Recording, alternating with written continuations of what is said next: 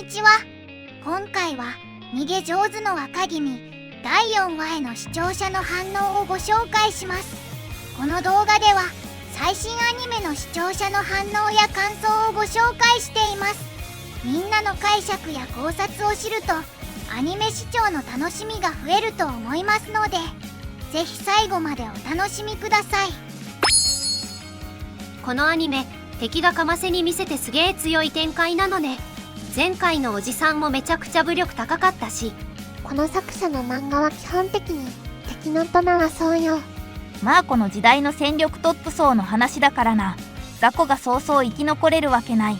でも若さもクソ雑魚設定に従ってるからよくわからん。普通に強かったら話が成り立たないやん。まああんま強くないやつが工夫してなんとか勝つとかやりたいんだろうけど、普通にクソ強いじゃん。逃げ捨てカンスト手前なので、そこをどう生かすかかな。この時代かなりの有名人もぞろぞろ出てくる。楠木正成とか、無名で有名な刀鍛冶の正宗とか。解説助かる。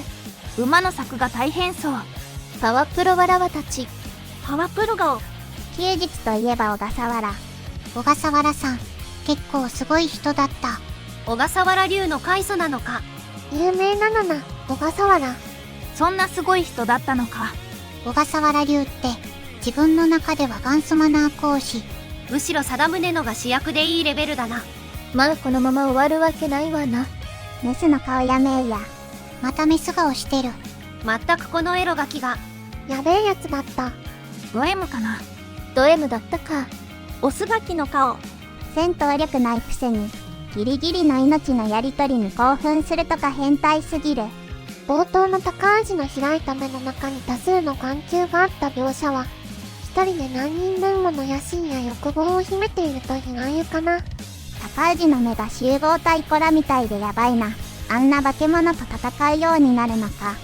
今のところずっと悪くないな。メタ発言で配慮していて笑ったわ。馬の作画が辛いからほぼ CG アニメになってたな。小笠原貞宗は時行の顔は認知してないんか。小笠原流の開祖か強敵だな。頼重が外では時行の名前呼んじゃダメって言ってたけど、煽って貞宗にけしかける時に時行様って名前呼んでるじゃん。あの時は周囲に人いなかったのかな。演出めちゃくちゃ好き。原作の苦節読めをよく咀嚼してアニメ化してるよ。ストーリーは原作テンポよく消化した良い出来だった。そういう時は服だけを切り裂くようにしないとな。服だけを切り裂くユニ、ありだと思います。さすれば真に天下一。しかしこの目玉、言動だけだと完全にやられ役の雑魚だよな。ド M だった。また興奮してる。痛えよ。痛えよ。異常者である。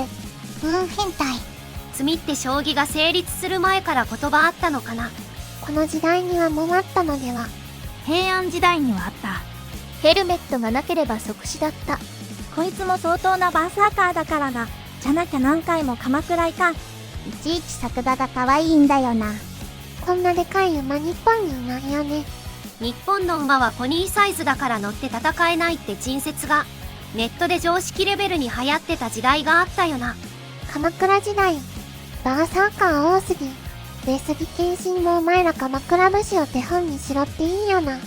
順当に小次郎かと思ったら予告は貞宗か。まあ謎の時代なんすよ。なぜか記録が少なくて、だからこそフィクションもりまくれるのよ。そういや時代的に戦国陽子と近いのか。あっちは何年頃だったってか。桜姫の方が近いぞ。桜姫、逃げ上手。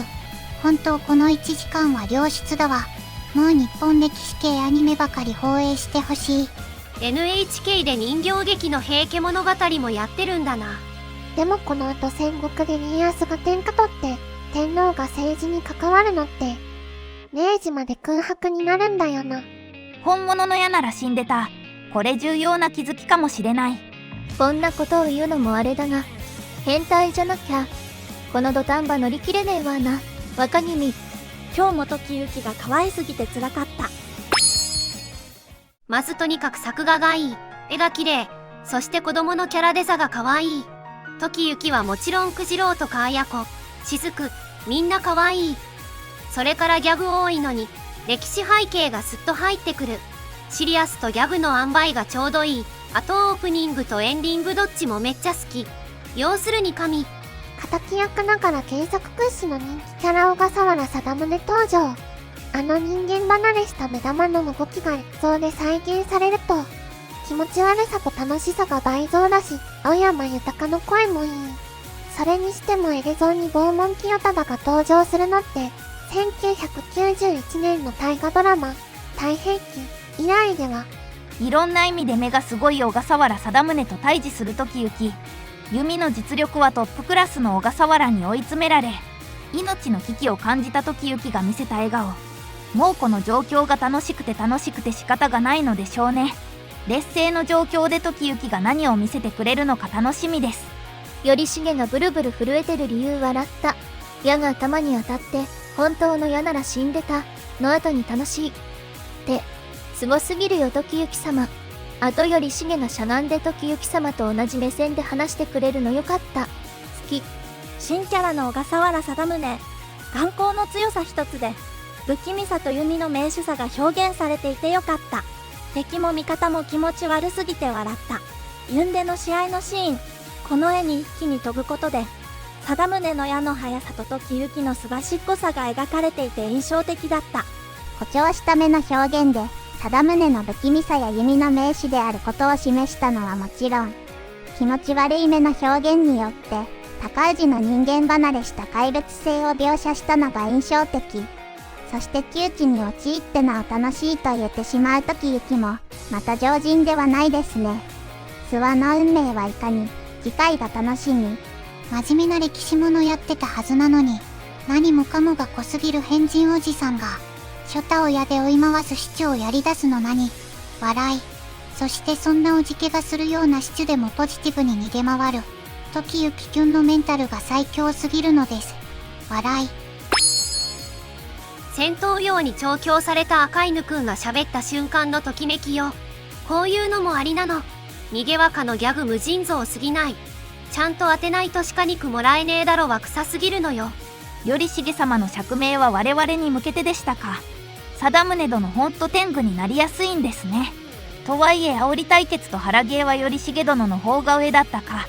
時行様との対決決まった時は血が上りきってたけど、なんという挽回。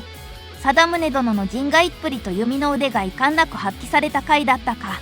頼重がおぼろげに未来見られる設定にしたおかげで、弓矢の話を新幹線とかメジャーリーグで例えられるの。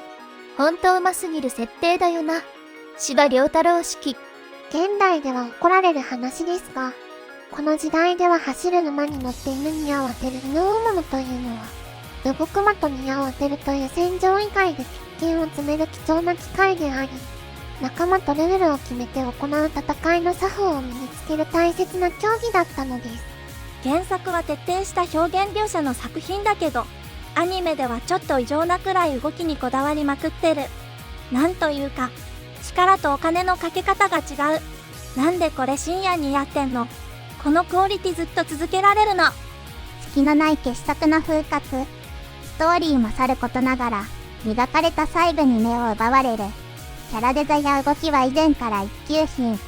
加えて、MLB の球速を例にする歴史番組のような触れやすさ、楽しさがある。現代の動物愛護をネタにするなど、時代交渉に自信を感じる一芸や力まず見れる工夫も良い。絶体絶命のような状況でも、恐れよりも喜びが勝る若君。ここから逃げ上手な彼はどうやって逆転していくのか。次回も非常に楽しみで、思わず笑みを浮かべてしまうよね。にしても、雫、可愛すぎだろう。最後までご視聴いただき、ありがとうございました。皆さんのご感想や注目ポイント、考察などありましたら、コメントで教えていただけると嬉しいです。このチャンネルでは、最新アニメのみんなの反応や感想をご紹介しています。様々な考察や多様な意見を聞くと、これまでなかった視点が増えて、アニメ視聴の新しい発見があるかもしれませんので、ぜひチャンネル登録とグッドボタンをよろしくお願いします。それではまた次回の動画でお会いしましょう。